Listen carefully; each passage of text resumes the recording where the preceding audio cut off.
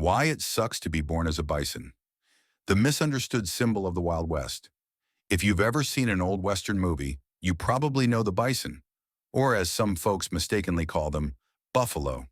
They're massive, shaggy, hulking beasts that seem to embody raw American wilderness. A bison herd charging across the Great Plains looks like the very definition of freedom. They're majestic. They're powerful. They're a symbol of the Wild West. But let's be honest for a second. Being born a bison, it sucks. Like really sucks. Sure, from the outside, it might look like they have the ultimate wildlife lifestyle, free-ranging across huge grasslands, chilling with the herd, and being on the American nickel like a four-legged celebrity. But if you zoom in past the symbolism and look at the daily reality of a bison's life, you'll see a creature that basically got the short end of the evolutionary stick in about 100 different ways. And in this series, we're going to break it all down. But first, in this intro, we need to understand how the bison got stuck with this glamorous yet miserable reputation in the first place. Because the bison's story isn't just about nature. It's about myth-making, survival, suffering, and the brutal mismatch between how humans see them and how their lives actually are. Section 1.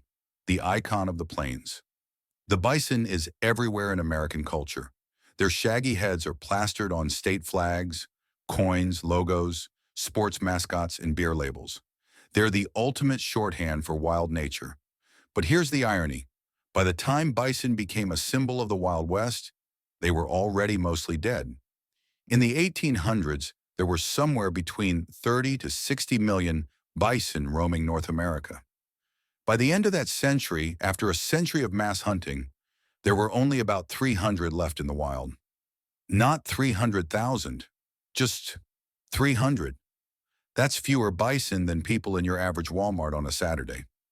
So why did America decide to adopt this nearly extinct, shaggy lawnmower as its cultural mascot? Well, it's complicated. Part of it was nostalgia, part of it was guilt, and part of it was because the bison just look cool. They've got that prehistoric tank vibe, like something that should have gone extinct with the mammoths but somehow stuck around. They're like a reminder of an older, wilder world that humans bulldozed over. But here's the dark truth. Most of the people who romanticize bison never had to be a bison. Because let me tell you, there's nothing romantic about trying to survive winter on grass while wolves are testing your ankles and humans are shooting at you from trains for sport.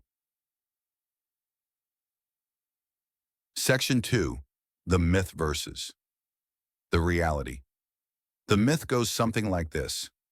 The bison is a proud, free, unstoppable animal of the plains. It's tough enough to face any predator. It represents resilience, strength, and independence. Reality check? Bison are basically giant, furry bags of protein for predators. They have to fight other bison constantly just to earn mating rights. They're harassed by parasites, hunted by humans, and vulnerable to diseases carried by livestock. And the freedom they supposedly symbolize? Yeah, it mostly looks like wandering endlessly in search of boring, bland grass. Imagine if someone turned you into the mascot for strength and freedom, but in your daily life you're dodging wolves, eating salad forever, and hoping humans don't genocide your species. Again, that's the life of a bison. Section 3. First impressions are misleading. At first glance, the bison looks like an absolute tank. A full-grown bull can weigh up to 2,000 pounds. They can sprint at 35 miles per hour. That's faster than Usain Bolt, in case you're keeping score. They've got thick skulls, massive horns, and a shoulder hump that looks like it belongs on some fantasy monster. But here's where nature pulled one of its cruel jokes. All that bulk, all that power, it doesn't really protect them from the suckiness of bison life. In fact, sometimes it just makes things worse. Because when you're that big, you need a ridiculous amount of food just to stay alive. And what do bison eat? Grass. Nothing but grass. Which means most of their life is spent with their heads down, chewing endlessly, just trying not to starve. So yeah, congratulations. You're an animal so massive that you could theoretically crush a car, but your daily existence is basically one giant salad bar. Doesn't exactly sound like freedom, does it? Chapter 1, A Rough Start. Born into the herd. Being born is supposed to be this magical, heartwarming moment. You know, new life entering the world, baby animals wobbling around on their little legs, Disney music swelling in the background. But if you're born a bison, forget the magic. Your first day of existence is basically a survival boot camp, and the instructors are nature, predators, and a herd of animals who may or may not step on you by accident. So let's talk about what it actually means to be born into the herd, because spoiler alert, it's not exactly a warm welcome. Section 1, the calving season. When the babies drop, bison calves are usually born between late April and June, which sounds lovely until you remember what springtime on the Great Plains is actually like. Sure, there are flowers and grass, but there are also freezing nights, sudden storms, and predators who know this is basically an all-you-can-eat buffet of baby meat. Every year, tens of thousands of calves are born within a few weeks of each other. It's like a mass production line of little orange-red fluff balls. And yes, baby bison are adorable. They even have a nickname, red dogs, because their coats are this reddish-orange color that makes them look like puppies with horns. But here's the thing, nature doesn't hand out adorable points. A cute coat doesn't protect you from wolves, or grizzly bears, or coyotes, or getting trampled in the middle of the herd. Being cute just makes your death slightly more tragic. Section 2, the wobbly start. A newborn bison calf has about 30 minutes, yes, minutes, to figure out how to stand up and walk. If it doesn't, it's done. Predators are always lurking, and a baby that can't keep up with its mother is basically a free snack. So imagine this. You've just been born, you're still wet, your legs are shaking like jello, and the world smells like dirt and manure. And before you've even figured out what breathing is, your mom is basically nudging you like, "Get up, kid, or you're gonna die." That's your first life lesson as a bison, walk or die. And if you do manage to stand, congrats. Now you have to run, because unlike human babies, who get years of coddling and diaper changes, bison babies are expected to be marathon ready within hours. That's like if newborn humans had to sprint out of the hospital parking lot to escape wolves. Or Section 3, herd life isn't exactly safe now. Let's say you survive the first couple hours. Great job. Time to meet the herd. You'd think living in a herd of a few hundred massive, shaggy tanks would be protective, right? Safety in numbers? Nope. Turns out, herds come with their own dangers. First, there's the trampling problem. Bison herds are constantly on the move, grazing, stampeding, or just shifting around for no reason other than, we're big and restless. And if you're a 40-pound calf in the middle of that, good luck. One wrong step and you're roadkill before you even knew what a road was. Second, there's the attention problem. Every predator in the area knows when calving season is. Wolves, coyotes, bears, even golden eagles. Yes, golden eagles have been known to attack calves. They're all circling. Being born into the herd means being born into a giant neon sign that says, "Fresh meat buffet, open now." So while the herd does offer protection, it also paints a big target on every calf's back. Or Section 4, predators love calves too much. Let's zoom in on the predators for a second, because they're a big part of why being born a bison sucks. Wolves. These guys are like organized crime families. They'll test the herd constantly, looking for weak spots. Calves are their number one target, and wolves don't care if you're 2 days old or 2 months old. If you lag behind, you're done.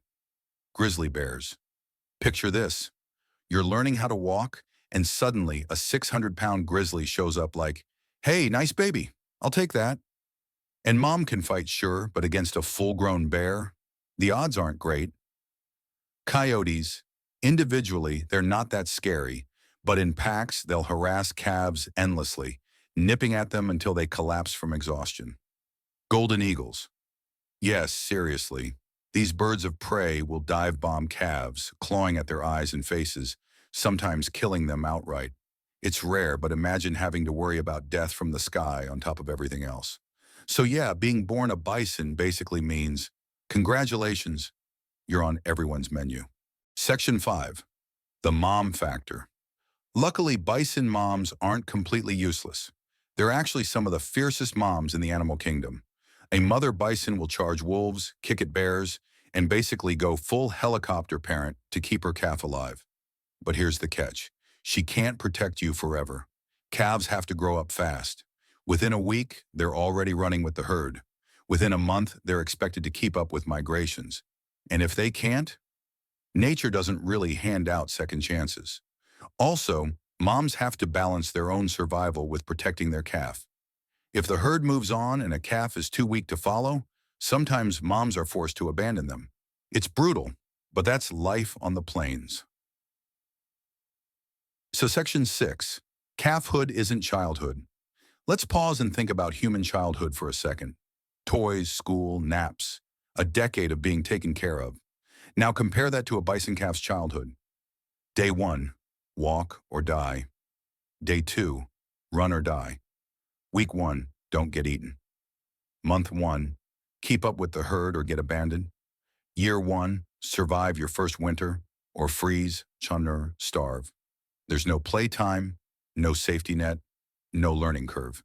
You either adapt instantly or you become coyote chow. So when we think of childhood innocence, that concept just doesn't exist for bison. Their childhood is basically a survival speedrun. Section 7. The grim statistics. So what are the odds of making it past this rough start? Not great. Studies show that in some areas, up to 25% of calves die before reaching their first year. That's 1 in 4. Imagine if 1 in 4 human babies didn't make it past kindergarten, and the leading causes? Predation, starvation, disease, and harsh weather. In other words, everything is out to get you. Even if you do survive, you're not exactly thriving. You're smaller than the adults, weaker, and still vulnerable for years. Until you hit full size, which takes about 5 to 6 years, you're always at risk. Section 8. The psychological angle if bison had therapy. Now, bison obviously don't think like humans, but let's imagine for a second they did. Being born into this kind of environment would be traumatizing. Day 1, you learn the world is trying to kill you. Day 2, you learn your own herd could accidentally squash you. Day 3, you watch your cousin get dragged off by wolves. That's a rough education. If bison had therapists, every session would start with, "So tell me about your childhood," and end with, "I got chased by predators every day, and my mom abandoned my brother to coyotes." Locker Section 9, the bigger picture. Here's the important takeaway. Being born a bison isn't just rough because of predators or weather. It's rough because the entire system of bison life is built around high risk, high mortality, and constant struggle. Nature doesn't guarantee fairness. It doesn't guarantee safety. It just says enough calves will survive to keep the species going, and the rest are expendable. From an evolutionary perspective, that works. From a personal perspective, if you're one of the calves who doesn't make it, that's just a miserable way to start life. So the next time you see a cute little bison calf wobbling through a meadow, remember, that thing is fighting for its life every single second. Its mom is on edge. Predators are circling, and the herd could trample it without noticing. It's not a Disney movie. It's not a postcard. It's a gauntlet of survival from the moment you hit the ground. Being born into the herd isn't a blessing. It's a curse disguised as community. And for the bison calf, childhood isn't about growing up. It's about not dying. Welcome to life as a bison. Rough start, huh? Chapter 2. Food problems. Grass isn't glamorous. If you've ever complained about eating the same leftovers 3 nights in a row, just be grateful you're not a bison. Because if you were a bison, your entire life would basically be leftovers. The same boring, tasteless, repetitive food every single day. No variety, no seasoning, no cheat meals. That's right. Being a bison means signing up for a lifetime membership at the world's dullest buffet. Grass. And not the fancy kind of grass that Instagram health gurus throw into smoothies either. We're talking dry, fibrous, hard to digest prairie grass. The kind of grass your lawnmower looks at and says, yeah, that's my job. So let's dig into why bison food sucks so much and why eating it is a full-time job that can ruin your life. Section 1. The all-you-can-eat. Grass-bar bison are herbivores, not just casual herbivores like deer, who get to snack on shrubs, leaves, fruits, and the occasional farmer's garden. Nope, bison are grazers, which means their diet is basically grass, grass, and more grass. On the surface, that doesn't sound too bad. Grass is everywhere, right? Shouldn't that make life easy? Well, yes and no. Grass is abundant, but it's also one of the least nutritious foods on Earth. Imagine eating iceberg lettuce for breakfast, lunch, and dinner for your entire life. No protein shakes, no peanut butter, no pizza, just lettuce. That's the bison experience. Section 2. The calorie struggle. Let's break this down with numbers. A full-grown bison bull can weigh up to 2,000 pounds. That's roughly the size of a small car. To fuel that massive body, a bison needs to eat 24 pounds of grass every single day. That's like eating your body weight in salad every week. And here's the kicker. Grass doesn't even give you that many calories. It's mostly fiber and water, which means bison spend up to 11 hours a day grazing just to survive. That's half their waking life dedicated to chewing. So when you see a bison just standing around, head down, chomping away, it's not because they're relaxed. It's because if they don't keep eating, they're going to starve. Basically, bison are nature's version of that friend who's always at the fridge at 2 a.m. The difference is, for bison, it's not a bad habit, it's survival. Section 3. Grass isn't easy to digest. Here's the other problem. Grass is tough. It's full of cellulose, a complex carbohydrate that's basically indigestible unless you're a specialist. Humans can't process cellulose at all. Cows, sheep, and bison can, but it takes a whole digestive circus to pull it off. Bison are ruminants, which means they've got a 4-chambered stomach built like a fermentation factory. Step 1, they swallow the grass whole. Step 2, it ferments in their gut. Step 3, they regurgitate it back up as cud. Step 4, they chew it again. Yes, bison literally puke in their own mouths as part of their meal plan. Then they chew the puke, swallow it again, and hope this time their stomach pulls out some nutrients. If you thought your last diet was gross, imagine living on one that involves constant vomit recycling. Bon appétit. Section 4. Seasonal starvation. Now let's talk about the seasons because grass isn't equally available year-round. Spring, summer. Life is good. The grass is green, lush, and everywhere. Bison can chow down like kings. Fall. The grass dries out, loses nutrition, and starts to suck even more. Winter. Welcome to starvation season. The grass is buried under snow, frozen solid, or reduced to dry stalks with about as much nutritional value as cardboard. In winter, bison have to paw through snow just to find scraps of grass. Sometimes they can't find enough. And when you're a 2,000-pound animal with a grass-only diet, not finding enough means you start burning through your fat reserves, which is a polite way of saying you starve slowly. So while predators and hunters are real dangers, sometimes the deadliest killer of bison is just grass not growing fast enough. Section 5. The competition problem. And guess what? Bison aren't the only animals eating grass. They've got competition. Other bison, yep, even within the herd, it's every mouth for itself. Elk and deer, smaller, nimbler grazers who can get to patches of grass, bison can't. Cattle, thanks to humans, domestic cows often graze on the same lands bison used to dominate, which means less grass for wild herds.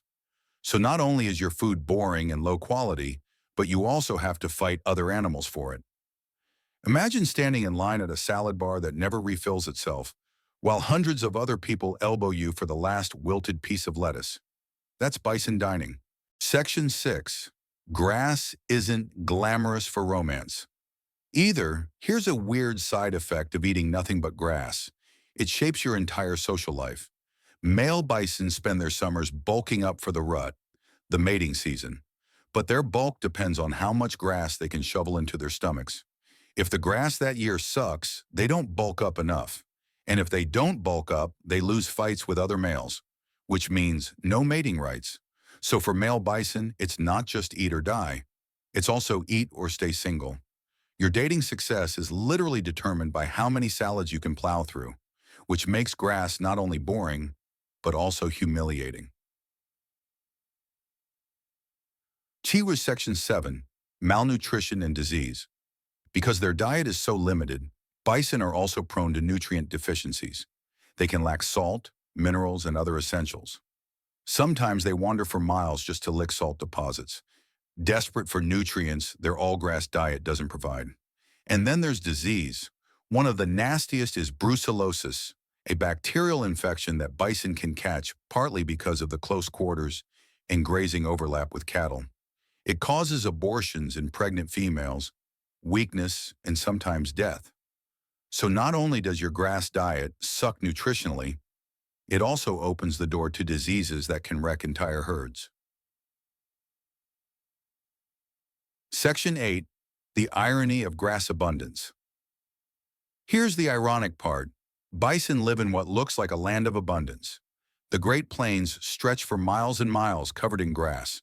From a distance, it looks like paradise for grazers. But up close, it's a cruel trick. Because the abundance is deceptive. The quality of the grass changes with the seasons. Droughts can wipe it out. Winter can bury it. Other animals can steal it. It's like living in a giant grocery store where all the shelves are stocked with nothing but kale. And half the time the kale is rotten, frozen, or already eaten by someone else. Section 9, Food versus Freedom. Remember how bison are supposed to symbolize freedom? Well, here's the kicker. That freedom is chained to their diet. Bison can't just wander wherever they want. They're slaves to the grass. They have to migrate constantly, moving across the plains in search of the next grazing patch. Entire herds shift and stampede based not on choice, but on where the food happens to be. So much for independence. When your whole life is dictated by grass, you're not free. You're just a prisoner of the salad bar. Here's Section 10, The Food Problem Summed Up. So let's sum up. Bison eat grass. Grass is low in calories and hard to digest. They spend 11 hours a day eating just to stay alive. In winter, the grass basically disappears, so starvation is common. Competition with other animals and livestock makes it even harder. Their reproductive success is literally determined by how much salad they can stuff into their faces. In short, bison aren't majestic kings of the prairie. They're more like underpaid interns at an endless salad buffet, chewing nonstop and praying the food doesn't run out. So yeah, grass may look glamorous when it's waving in the wind on a postcard, but for bison, it's a curse. Their food is boring, exhausting to eat, and unreliable. If you were born a bison, your diet would be the ultimate punishment, tasteless, repetitive, and never-ending. And if you stop chewing, you stop living. So next time you complain about eating leftovers, remember, at least you're not a bison doomed to spend every waking moment stuck at nature's dullest salad bar. Chapter 3, Harsh Weather, Freezing Winters and Scorching Summers. Imagine you're a bison. You already got stuck with the world's dullest diet. You're constantly looking over your shoulder for wolves, and your childhood was basically a survival game show. Now add this to the list. You live in one of the most extreme weather zones on Earth. Yep, the Great Plains. Home of, if you don't like the weather, wait 5 minutes. Summers that fry you alive, winters that freeze you solid, storms that come out of nowhere. And guess what? As a bison, you don't get a heated barn, a cozy bed, or even a blanket. You get whatever nature decides to throw at you. And most of the time, it's brutal. So let's break down why living in bison country is like signing up for a weather torture chamber. Section 1, The Great Plains, Nature's Mood Swing. The Great Plains cover about 1.1 million square miles, stretching from Canada down into Texas. And here's the thing, This region isn't gentle. It's flat, wide open, and exposed, which means when weather rolls through, there's nothing stopping it. No mountains, no forests, just endless land and sky. Result? Extreme seasons.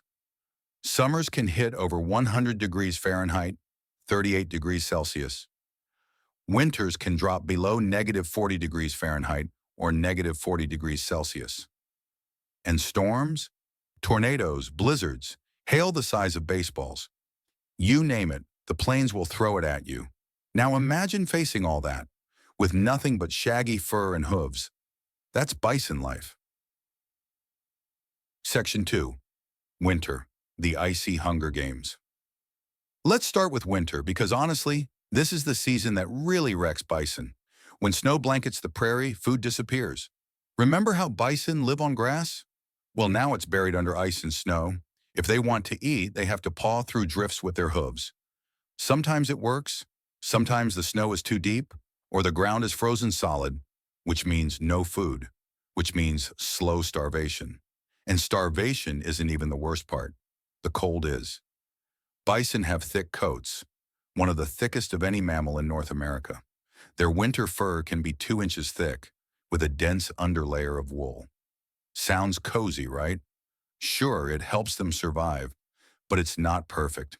When temperatures plummet below zero, that coat isn't enough. Their noses and faces get frostbitten. Calves, with their smaller bodies, can literally freeze to death overnight. And even the adults have to burn massive amounts of energy just to keep their bodies from shutting down. So winter for bison is basically this: freeze, starve, keep moving or die. And if you're a calf born earlier in the year, congratulations, your first winter might be your last. Section 3. The snowplow struggle. Here's a fun fact. Bison are sometimes called the snowplows of the plains. Why? Because in winter they swing their massive heads side to side to push snow out of the way so they can graze. Now that sounds kind of cool, like nature gave them built-in shovels. But think about it. You're already starving. You're already freezing. And now you're expected to spend hours every day using your giant head as a snowplow just to scrape together a pathetic meal of frozen grass. It's like going to work hungry in a blizzard only to find out your paycheck is 5 cents and a stick of celery. Section 4. Summer, the furnace of the plains. Okay, let's flip the season. Summer. Ah, warmth, sunshine, life is good. Right? Wrong. On the Great Plains, summer isn't pleasant. It's oppressive. Temperatures soar past 100 degrees Fahrenheit, and with no shade across much of the prairie, you're basically standing in a frying pan. And remember that thick, shaggy fur that saved you in winter? Yeah, now it's cooking you alive. Bison shed some of their coat in summer, but not all of it.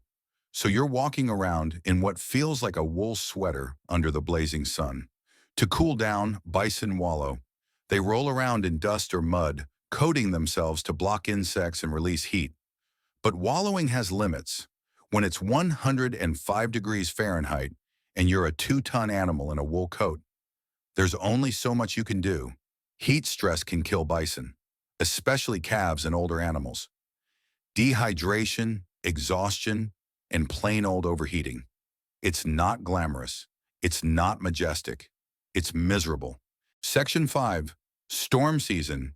The sky hates you too. And it's not just heat and cold. The Great Plains is also home to some of the craziest storms on Earth. Blizzards, dumping snow so fast that herds can literally get buried alive. Calves suffocate. Adults collapse. Entire herds have been wiped out in historic storms. Hailstorms. We're not talking little ice pellets. We're talking hailstones the size of baseballs falling at highway speeds. Getting pelted by that with no shelter, it's like nature beating you with frozen fists. Tornadoes, a spinning wall of death tearing across the prairie. No barns to hide in, no basements, just you, your herd, and 150-mile-per-hour winds that could pick up a cow. If a tornado rolls through, you just hope it misses you. Lightning. Flat open plains mean nothing to block the strikes. And guess what? Herds of giant, wet, horned animals are basically lightning magnets. Yes, entire groups of bison have been killed by a single strike. So yeah, it's not just the seasons that suck, it's the constant roulette of, will today's weather kill me? Section 6. Calves in the crosshairs. As usual, the youngest suffer the most. Calves born in spring have a few months to fatten up before winter hits. If they don't put on enough weight, they freeze or starve. Many don't survive their first blizzard. And in summer, calves dehydrate faster. They can't regulate their body temperature as well as adults.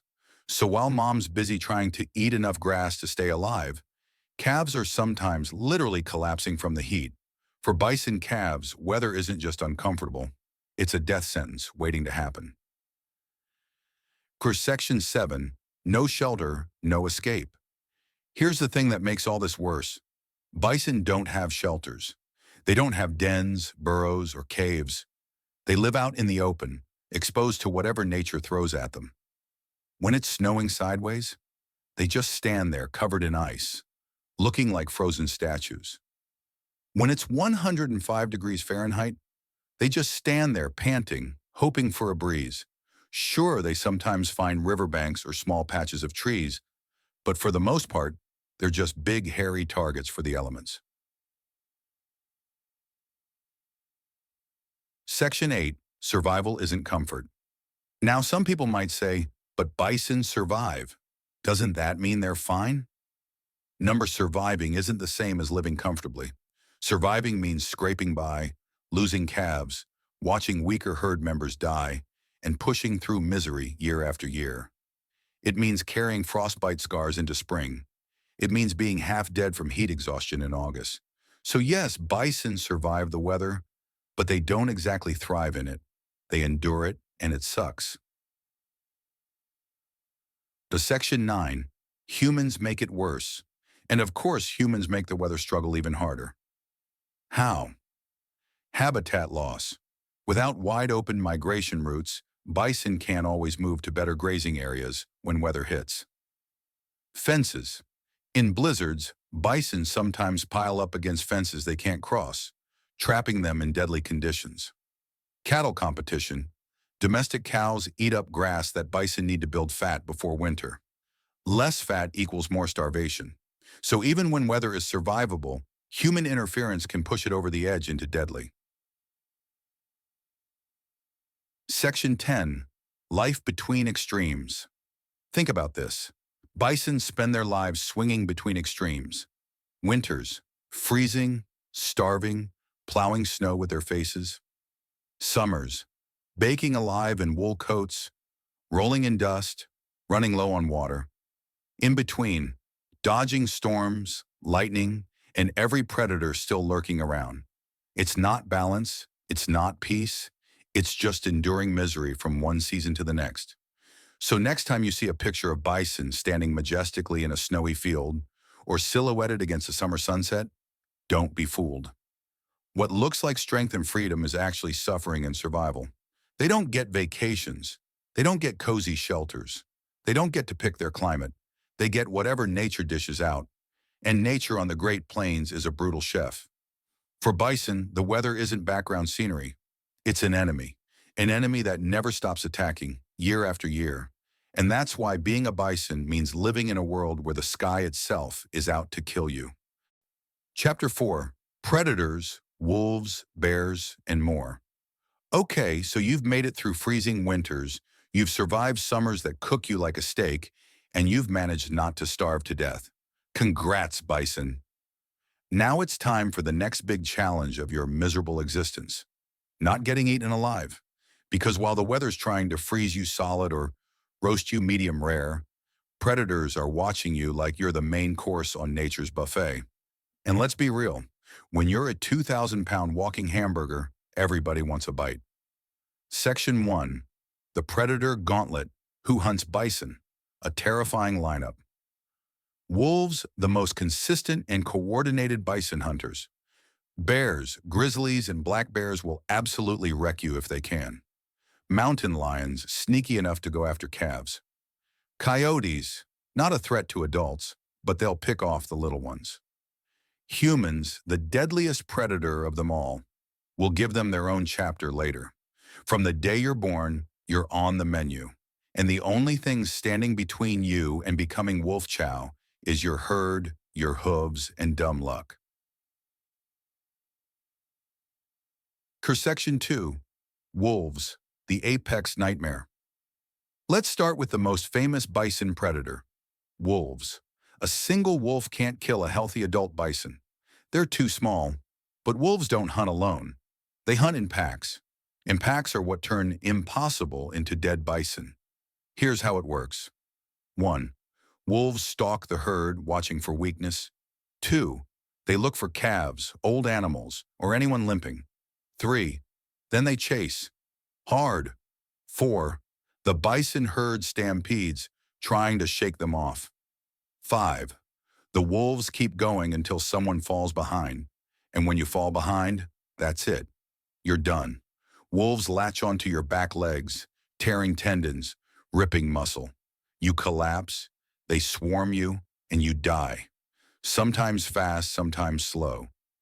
Fun fact, well, horrifying fact, wolves will often start eating a bison while it's still alive. That's nature for you. No anesthesia, no mercy. So when people paint wolves as noble, beautiful creatures of the wild, sure they are. Unless you're the bison on the ground, screaming while a dozen of them turn your backside into dinner. Section 3. Bears, the bulldozers of death. If wolves are the coordinated assassins, bears are the brute force murder machines. Grizzly bears in particular are capable of taking down bison, especially in Yellowstone, one of the last places where they still interact regularly. Unlike wolves, bears don't need a pack. A single adult grizzly is so strong it can flip a bison calf over like a rag doll. And if a bison stumbles near a hungry bear, good luck. The bear charges, slams into you like a furry freight train, and then uses sheer power to bring you down. And remember, bears aren't picky. They'll scavenge half-dead or already injured bison too. So even if you've managed to limp away from wolves, there might be a bear waiting to finish the job. Section 4. Mountain lions and coyotes.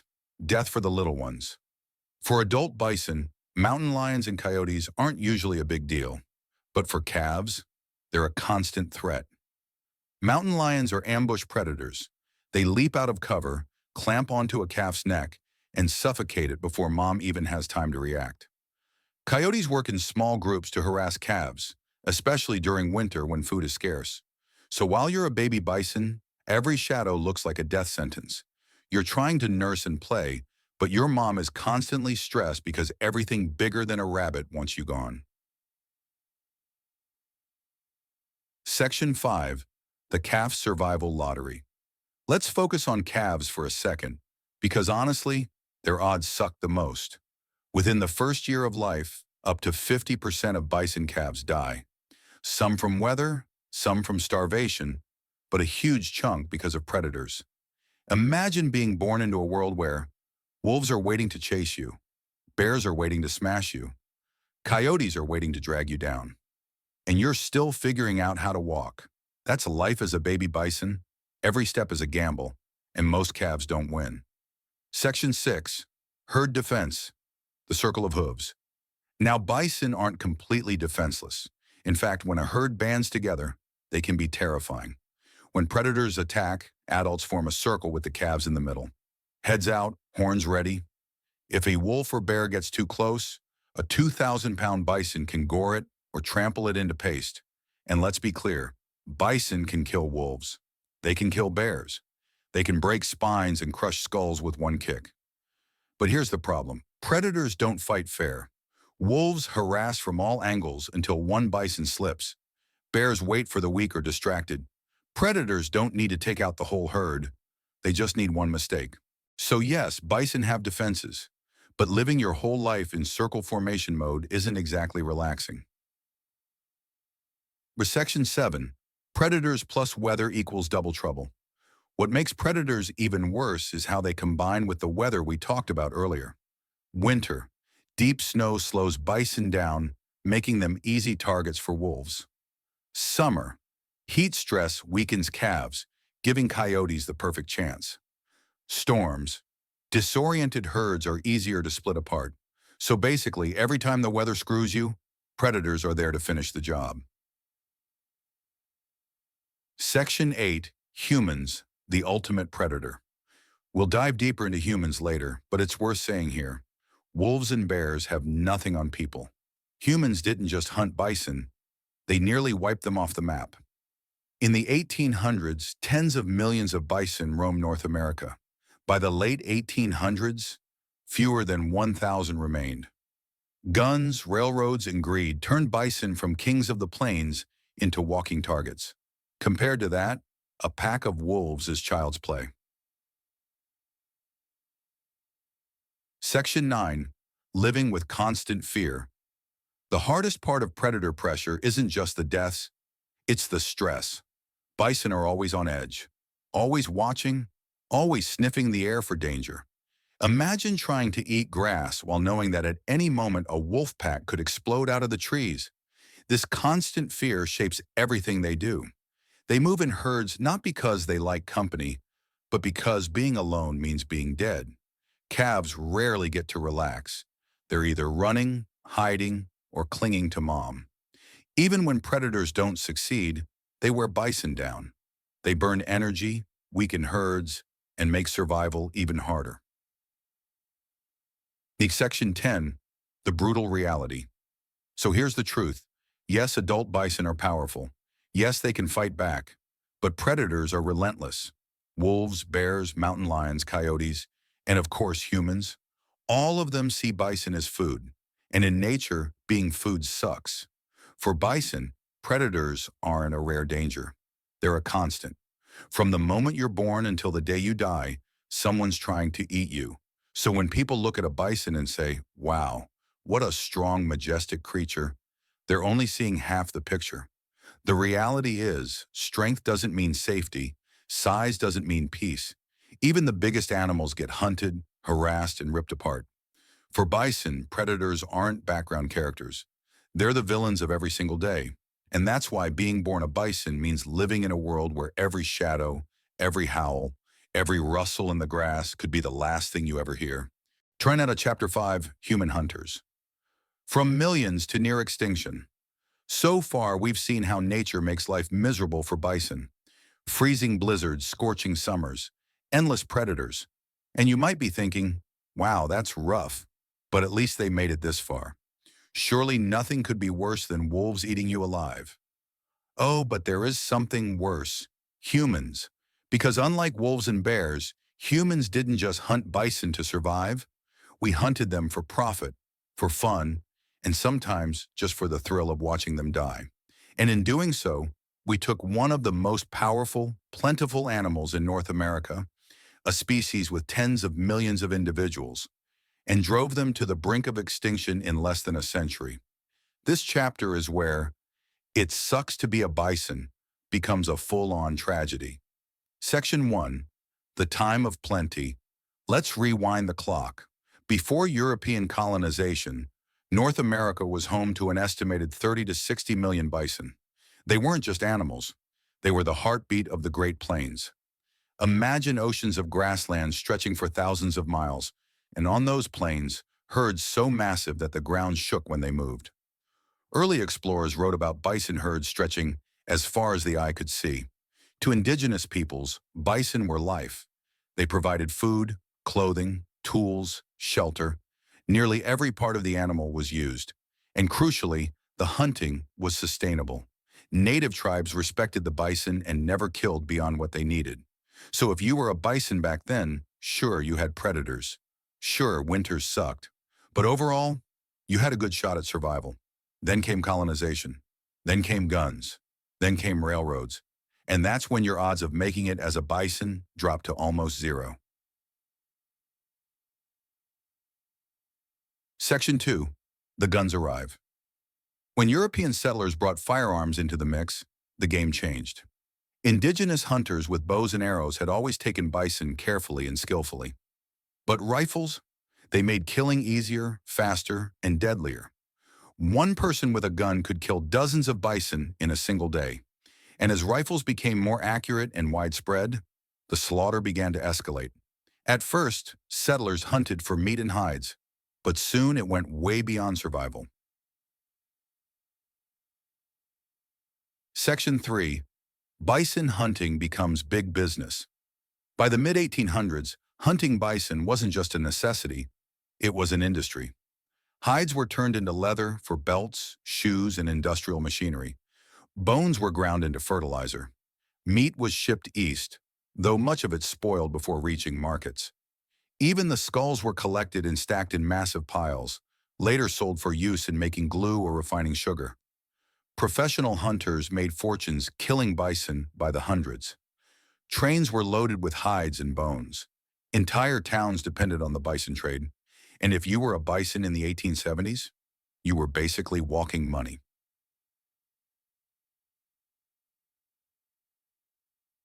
Section 4. Sport, hunting, and slaughter trains. As if industrial hunting wasn't bad enough, the killing turned into entertainment. Wealthy passengers on trains would shoot bison from the windows for fun. The carcasses were left to rot on the prairie. Tourists hired guides to lead them on great hunts, boasting about how many they could kill in a day. Some hunters didn't even bother skinning the animals. They just shot them for the thrill of it. Imagine being a bison. You've survived wolves, you've outrun blizzards, you've found food in summer droughts, and then some guy leans out of a train window with a rifle and drops you for sport. That's not just cruel, that's insanity. Section 5. The government's role. Here's where it gets even darker. The U.S. government didn't just look the other way, they actively encouraged the destruction of bison. Why? Because bison were central to the survival of indigenous peoples. The Plains tribes depended on them for everything, and if you take away the bison, you take away indigenous resistance. So military leaders openly supported mass slaughter as a strategy of conquest. One general famously declared, "Kill every buffalo you can. Every buffalo dead is an Indian gone." And that's exactly what happened. The war on bison wasn't just about economics, it was cultural genocide. Section 6. The numbers collapse. The slaughter was staggering. In 1870, there were still millions of bison. By 1880, herds were collapsing. By 1889, fewer than 1,000 bison remained in the entire United States, from tens of millions to near extinction in less than a single human lifetime. Imagine being one of the last wild bison alive in the 1880s. For thousands of years, your ancestors roamed freely in endless herds. Now your family's gone, the plains are empty, and every human you see is carrying a rifle aimed at your head. Section 7. Piles of bones. One of the most haunting images from this period is the mountains of bison skulls and bones. Photographs from the 1870s and 1880s show massive stacks, literal towers, of bones waiting to be processed. These weren't just remains of a few hunts. These were the grave markers of an entire species brought to the edge of oblivion. For bison, this wasn't just death, this was erasure. Section 8. The few who survived. So how did bison avoid total extinction? A handful of small groups survived. A few hundred in Yellowstone National Park. Tiny herds protected by ranchers and conservationists who realized the species was vanishing. Without those scattered survivors, bison would be gone forever. Today's herds, the ones you see in Yellowstone or on preserves, all descend from those last few hundred animals. Think about that. An entire species once numbering in the tens of millions now survives because of a handful of lucky stragglers. Section 9. What it meant for the bison. For the bison themselves, the near extinction was more than just numbers. It changed everything about their existence. Their great migrations ended. Their genetic diversity collapsed. Their role as the keystone species of the plains ecosystem nearly disappeared. And even today, bison haven't fully recovered. There are about 500,000 alive now, but most are in managed herds. Only a few truly wild, free-ranging herds remain. So while people point to bison as a symbol of American resilience, the reality is they were almost wiped off the map by greed and cruelty. Section 10, the ultimate predator. Here's the brutal truth. Wolves kill to eat, bears kill to survive. But humans? Humans killed bison for fun, for money, for power. No other predator in history has been as devastating to the species. If you're a bison, wolves are bad, bears are worse, but humans are apocalyptic. So yeah, being born a bison means you're tough, strong, and majestic. But it also means you carry the scars of one of the greatest slaughters in history, from millions to near zero, all because of human greed. And while conservation efforts saved the species from total extinction, the shadow of that massacre still hangs over every herd today. Because if you're a bison, the scariest predator you'll ever face isn't a wolf or a bear or even a brutal winter storm. It's us. Chapter 6. The Stampede Life. Always running, rarely resting. You've probably seen the dramatic footage. A herd of bison charging across the plains, dust flying, the ground trembling like an earthquake. It looks epic, right? Like nature's version of a Hollywood action scene. But here's the thing. For the bison, stampeding isn't a fun little cardio workout. It's not let's go for a jog because we feel like it. Stampedes are usually about one thing: panic. And when you live in a world full of wolves, bears, blizzards, and humans with guns, panic happens a lot. So while stampeding looks cool from the outside, living the stampede life, not so glamorous. It means always being on edge, always moving, always exhausted, and sometimes dying in the most ridiculous ways possible. Let's break it down. Section 1. Built to run. All the time, bison are basically walking bundles of muscle. They can weigh up to 2,000 pounds, yet still run at speeds of 35 miles per hour. That's faster than a horse, faster than Usain Bolt, faster than most cars driving through a school zone. Sounds impressive, right? But here's the problem.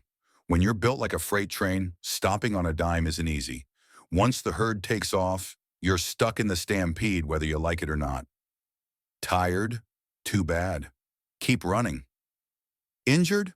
Doesn't matter. Get trampled or keep up. Baby bison, good luck. Hope your legs work. Being born a bison basically means you inherit a lifetime gym membership where quitting isn't an option. Section 2. Why stampedes happen. You might think stampedes are rare, like once-a-year dramatic moments. Nope. Bison will stampede for almost anything. Predators. Wolves lurking in the shadows? Run. Humans. Hunters nearby? Run. Storms. Thunder cracks too loud? Run. Another bison sneezes funny? You guessed it. Run. The herd is like a giant paranoid mob. Once one bison bolts, the rest follow instantly. Nobody stops to ask, wait, what are we running from? It's pure instinct. If the group runs, you run. Otherwise, you're the slowpoke left behind for the wolves. So yeah, stampedes are less majestic power displays and more giant group panic attacks. Section 3. The dangers of running in a crowd. Running fast is one thing. Running in a herd of hundreds or even thousands of panicked 2,000-pound animals? That's chaos. You can get trampled if you stumble. Calves often get separated from mothers and lost. Injured animals usually don't make it. And remember, bison don't exactly have great steering. They're not checking blind spots or signaling lane changes. It's more like, okay, everyone's going left now. Oh, wait, Cliff. Too late. Which brings us to some of the darker realities of stampede life. Section 4. The cliff problem. One of the most infamous bison tragedies comes from their tendency to, well, run straight off cliffs. Native American hunters even use this behavior strategically in what were called buffalo jumps. Hunters would drive herds toward a cliff, and once the front bison went over, the rest would follow blindly. Hundreds of animals could die in a single jump. It worked because bison are wired to follow the herd no matter what. If everyone else is running, you don't stop to think. You just go. Even if go means plummeting 100 feet onto sharp rocks. Imagine being a bison in that situation. Wait, where's everyone going? Oh, cool, running fast. Oh, nice view up here. Wait, why are we... Yeah, not exactly majestic. Section 5. Stampeding into danger. Even without cliffs, stampedes often lead to disaster. Herds run into rivers and drown. They smash through fences and injure themselves. Sometimes they even crash into human settlements. Barns, fields, wagons, leaving destruction behind. And here's the kicker. Most of the time, after running miles in blind panic, the herd stops, looks around, and realizes nothing was chasing them at all. So half the time, bison are basically killing themselves running from shadows.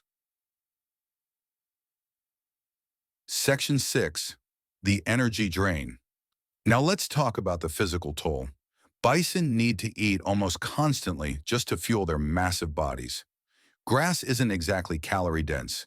It takes hours of grazing to stay alive. But every time a stampede happens, that's thousands of calories burned in minutes. Energy they can't afford to waste. In winter, this can mean starvation. In summer, it means dehydration. For calves, it can mean collapsing from exhaustion. So while stampeding might look epic to us, for bison it's like being forced into a surprise CrossFit marathon every other day. Section 7. Mental stress of herd life, and don't underestimate the stress. Bison live in constant hyper-alert mode. The slightest sound can set off a stampede. Imagine trying to sleep knowing that at any second, everyone around you might suddenly leap up and sprint for their lives. You'd never rest. Your heart would always be racing. You'd always be waiting for the next panic. That's the bison lifestyle. Anxiety on steroids. Section 8. Humans made it worse. Of course, humans didn't help. In the 19th century, hunters would deliberately trigger stampedes to drive bison toward ambushes or over cliffs. Later, ranchers hated stampedes because they destroyed property. But by fencing in land and blocking natural routes, they made stampedes more deadly. And today, tourists in places like Yellowstone still cause mini stampedes by getting too close, spooking herds into bolting. Pro tip, don't be the idiot who tries to take a selfie with a 2,000-pound anxiety machine. Section 9. The calf problem. One of the saddest parts of stampede life is what happens to calves. Baby bison are fast, but not that fast. In a stampede, calves often fall behind. Sometimes mothers lose them in the chaos. Sometimes calves get trampled. And even when they survive, that kind of exhaustion and stress can stunt their growth and make them easy prey for predators later. So from the moment you're born, you're thrown into a world where running isn't optional. And if you can't keep up, you're done. Section 10. No rest for the weary. At the end of the day, bison don't stampede because they want to. They stampede because their survival strategy is better safe than sorry. And while that instinct has kept the species alive through predators, hunters, and centuries of hardship, it comes at a huge cost. Constant exhaustion, constant fear, constant running. So yeah, the sight of a stampede might make humans go, wow, what majestic creatures? But if you're one of the bison in the middle of it, you're probably thinking, please, just one day without a panic attack. The stampede is both the bison's greatest strength and its greatest curse. It helps them survive predators, but it also kills them in ridiculous ways. It makes them look powerful, but in reality, it's a sign of how fragile their lives really are. Because for a bison, life isn't about resting peacefully in the sun. It's about always being ready to run, whether there's danger or not. Always running, rarely resting, forever living the stampede life. Chapter 7. Competition and Fighting. Horns, Dominance, and Bruises. From afar, a bison herd looks calm, majestic, even serene. Grazing together, moving slowly across the plains, a picture-perfect symbol of the Wild West. But don't be fooled. Underneath that calm exterior is a world where violence is social currency and every day is a contest of strength, skill, and endurance. If you're a bison, life isn't just about avoiding predators or surviving harsh winters. You have to navigate a constant web of fights, jostles, and dominance battles. Sometimes for food, sometimes for mates, sometimes just because another bison feels like testing its horns on you. Welcome to the brutal, chaotic, and often painful life of bison competition. Section 1. The Herd Hierarchy. Bison herds are organized, but it's not exactly democratic. Social structure is all about dominance. Adult bulls fight to establish who gets access to females during mating season. Subordinate bulls hang back, hoping for mistakes from the bigger, stronger males. Cows maintain order among themselves, often fighting for grazing space or priority access to water.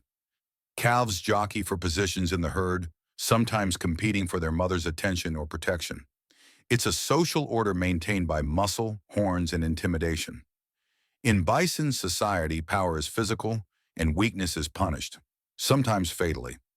Even outside of mating season, the hierarchy dictates everything. Who eats first? Who rests in the shade? Who decides the direction of the herd's movement? If you're low-ranking, you don't get a vote. You just survive as best you can. Section 2. Horns, nature's built-in weapons. Bison might look like gentle giants, but every individual is a walking arsenal. Both bulls and cows grow horns. Adult bulls have massive curved horns capable of inflicting serious damage. Coupled with their massive head and neck muscles, they can ram and gore with astonishing force. When fights break out, horns aren't just symbols. They're literal weapons of war. And unlike deer that shed antlers annually, bison horns are permanent. Always sharp, always ready. Section 3. The Rut. Mating season madness. The most intense fighting happens during rutting season, which occurs from July through September. Bulls become obsessed with females. Rival bulls monitor each other constantly. Any male that challenges the dominant bull can expect head-to-head clashes, body slams, and horn strikes. These battles can last hours. Dust clouds fill the air, hooves stomp the ground, and loud grunts and bellows echo across the plains. It's brutal, exhausting, and sometimes fatal. Bulls risk broken horns, cracked ribs, and torn muscles, all for a chance to mate. And even if a bull wins the fight, there's no guarantee of siring offspring. The female may choose another or escape. Imagine spending your whole life preparing for a competition where even winning doesn't promise success.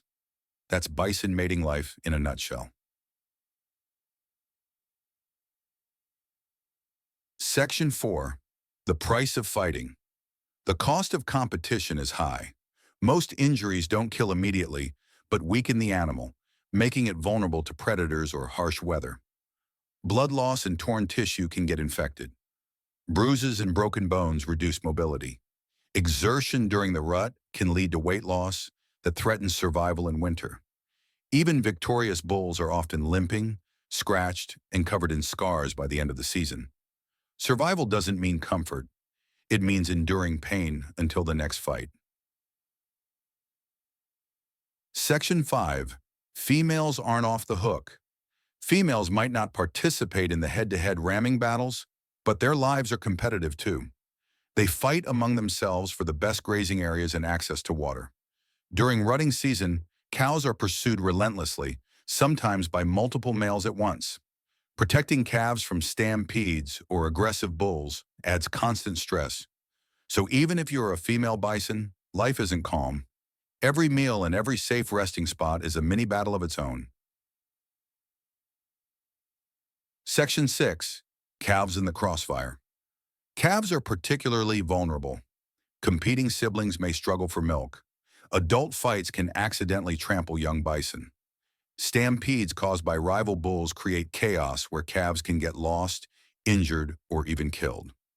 For a male calf, growing up means learning the rules of combat early.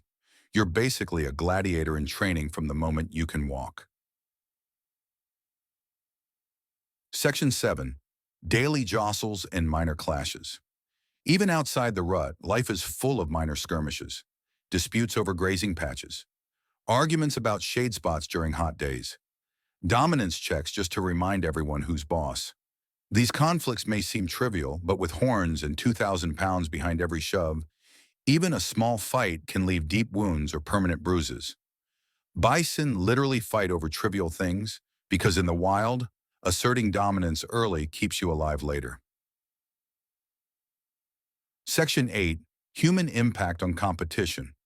After the 1800s bison slaughter, herd sizes shrank dramatically. Smaller herds meant less room to graze peacefully, increased competition for females during rut, more intense fights among the surviving bulls. Humans didn't just threaten bison physically, they altered their social structure, making life harder for every individual. Section 9. The Futility of Effort. Here's a harsh reality. Most males never mate. Only the top-ranking bulls reproduce. Countless younger or weaker males spend their entire lives bruised, battered, and exhausted, yet never pass on genes. Life as a bison is basically a contest with high stakes where many participants invest massive energy only to lose biologically. Even when they survive, the scars remain, proof of battles fought and lost. For Section 10, the scars tell the story. If you look closely at adult bison, you'll notice torn ears and scratched eyes, horn tips broken or worn from constant fighting, crisscross scars marking past battles. Each mark is a story of survival, dominance, or defeat. A bison without scars is a rare sight, because in their world, every day is another fight waiting to happen. So next time you see a herd grazing peacefully, remember, underneath that calm facade is a battleground. Life as a bison isn't just about avoiding predators or surviving the elements. It's about constant struggle against your own kind, learning quickly that horns, strength, and endurance decide who lives, who mates, and who walks away with nothing but scars. Majestic? Sure, but behind the fur and muscle is a world where every day is another fight, and the bruises never truly heal. Chapter 8. Parasites and Disease, the Hidden Killers. If you think being a bison is just about dodging predators, stampedes, and rival horns, think again. Some of the deadliest threats are invisible, tiny, and relentless. Parasites and disease, the hidden killers, silently shape every bison's life. You might survive wolves, humans, and harsh winters, but a parasite or infection? That's a slow, invisible killer that can leave even the strongest bison weak, deformed, or dead. Life on the plains isn't just survival of the fastest or strongest. It's survival of the healthiest and luckiest, because microscopic enemies don't care about size or strength. Section 1. External parasites. Lice, ticks, and flies.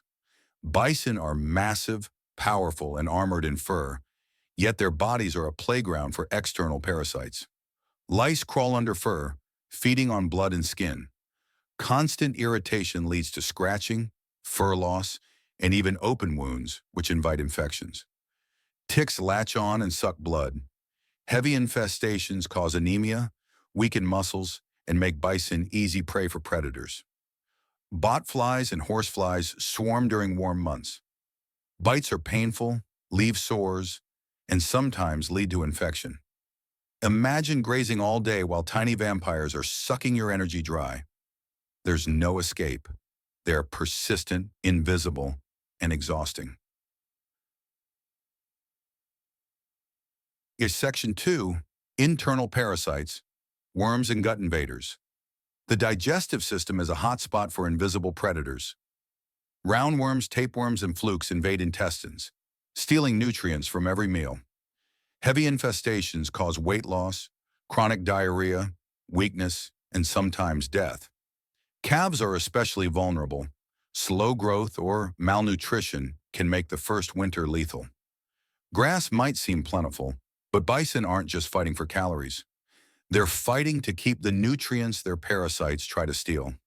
It's like doing all the work of eating and digesting, only to have freeloaders drain your energy before you can use it.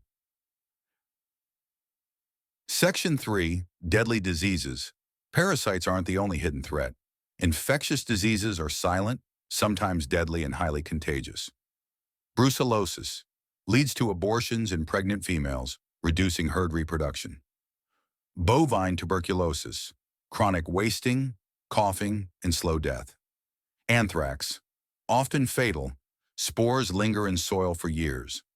Malignant catarrhal fever, causes fever, lesions, and death.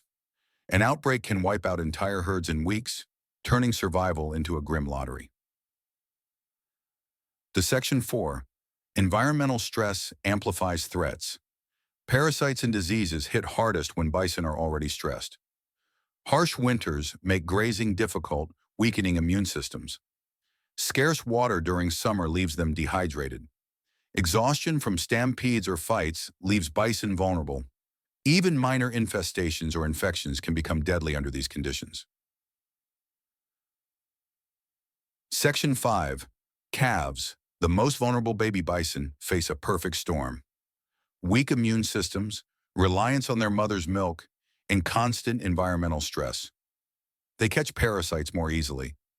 Infections that adults survive often kill calves. Starvation or malnutrition due to parasites can stunt growth or cause death before the first winter. For calves, the first year is a battle against predators, rivals, weather, and invisible enemies all at once. Section 6. Herd life, protection and peril. Bison are social creatures. Herds offer protection from predators, but they also accelerate disease transmission. Close contact spreads lice, ticks, and infectious diseases. Calves rubbing against adults catch parasites early. Crowding near water holes can concentrate pathogens, triggering epidemics. Life in a herd is a double-edged sword, safety in numbers, but faster spread of illness. Section 7. Seasonal challenges. Parasites and diseases are seasonal. Spring and summer, peak insect activity, leading to bites, irritation, and blood loss. Autumn, internal parasites flourish, stealing nutrients as bison prepare for winter. Winter, cold, stress, and poor nutrition make even minor infections deadly. There's no safe season. Bison face threats year-round. Section 8. Human impact. Humans made parasite and disease problems worse. Domestic cattle introduced new pathogens like brucellosis and tuberculosis. Habitat loss and fencing force bison into dense herds, increasing disease transmission. Reduced migration areas prevent bison from escaping parasite hotspots. Even without hunters or predators, human activity intensifies microscopic threats. Section 9. Bison defense strategies.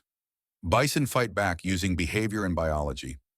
Dust wallows and rubbing help remove external parasites. Selective grazing may reduce some internal parasite ingestion. Herd vigilance helps avoid sick individuals, but only sometimes. These strategies reduce risk but can't eliminate it.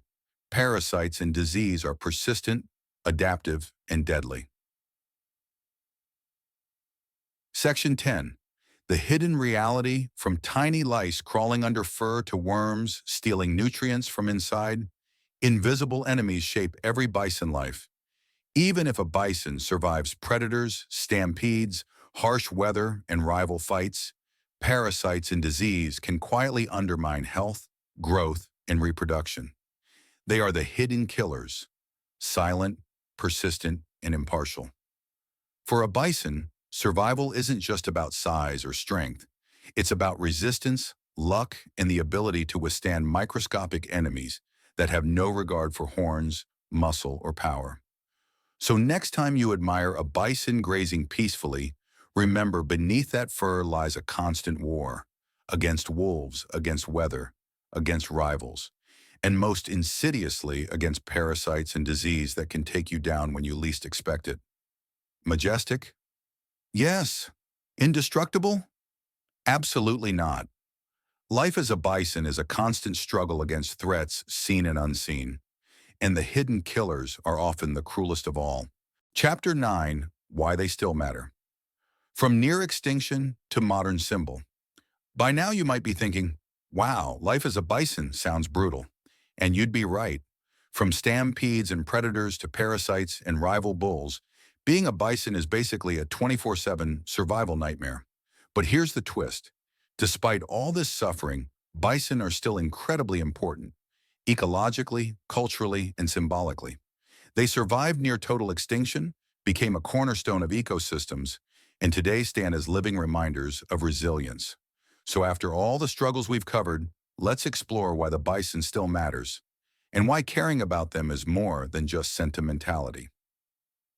Section 1. Near extinction, a species on the edge. In the 1800s, humans nearly wiped out the American bison.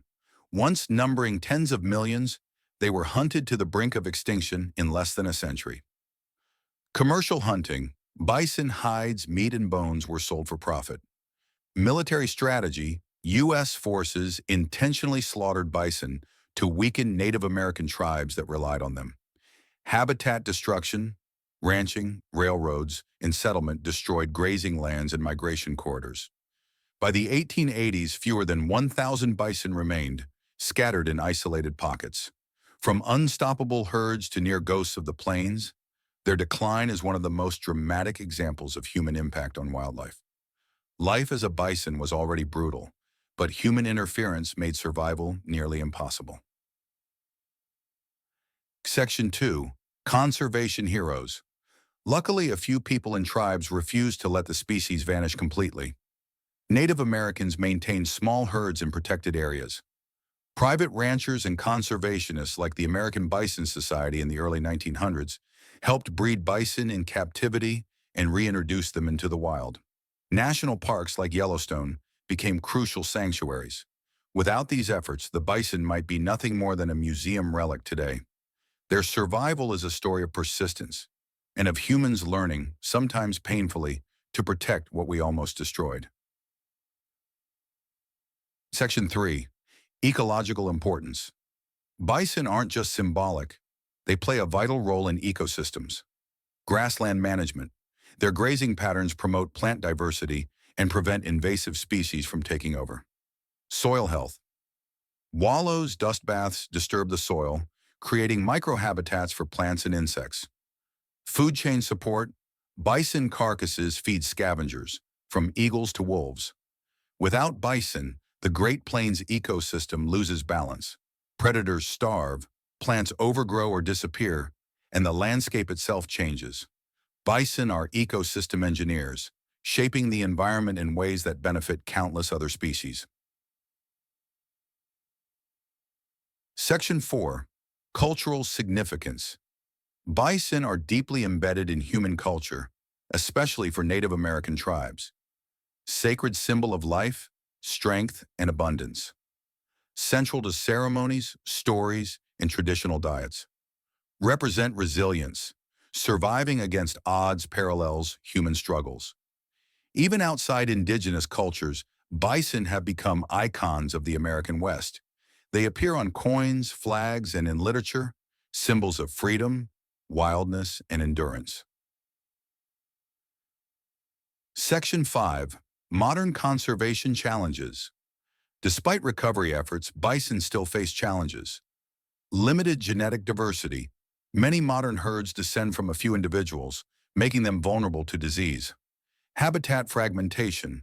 Roads, fences, and agriculture limit migration, forcing herds into smaller areas. Hybridization. Crossbreeding with cattle threatens pure bison genetics. Climate change. Droughts, harsh winters, and extreme weather increase mortality.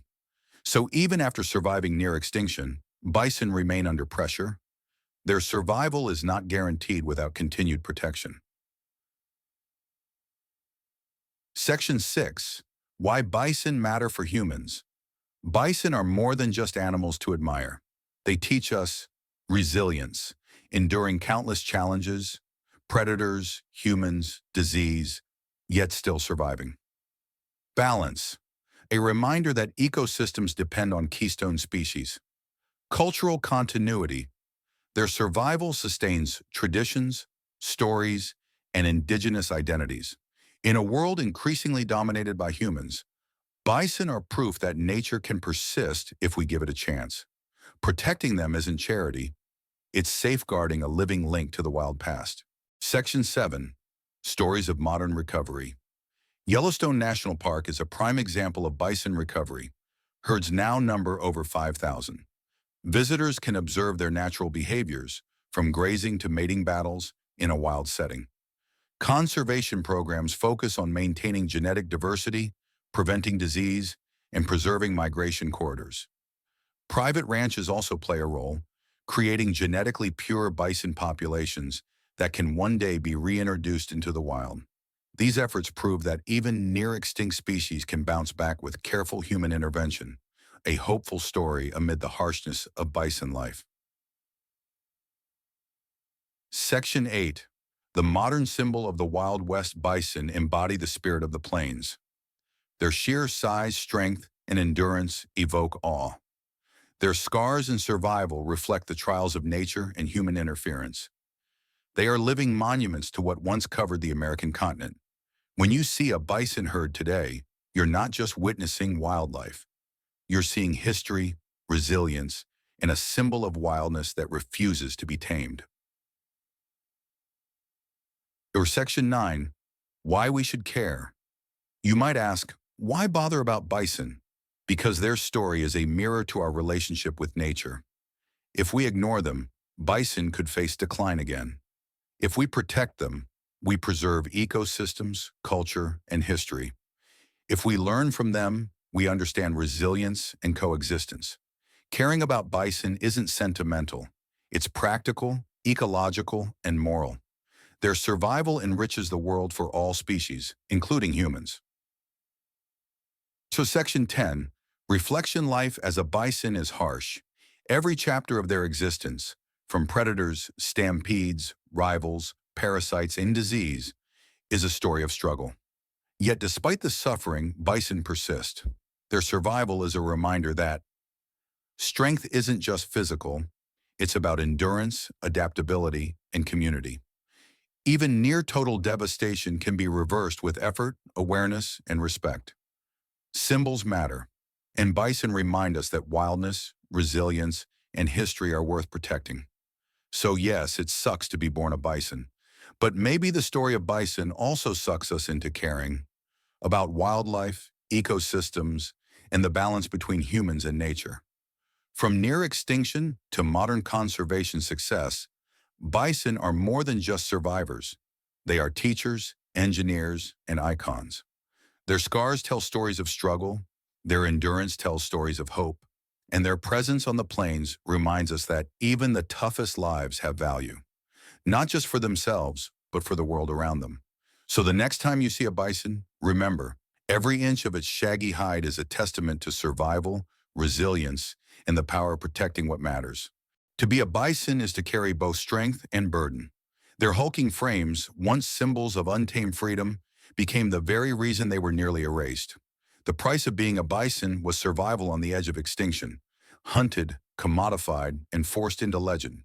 Yet the true punchline is this: what was once nearly lost to greed now survives only because we decided it mattered. The cost of their existence is a mirror of our own choices. The bison story isn't just about them. It's about the price we are willing to pay, or refuse to pay, to let wildness remain in the world.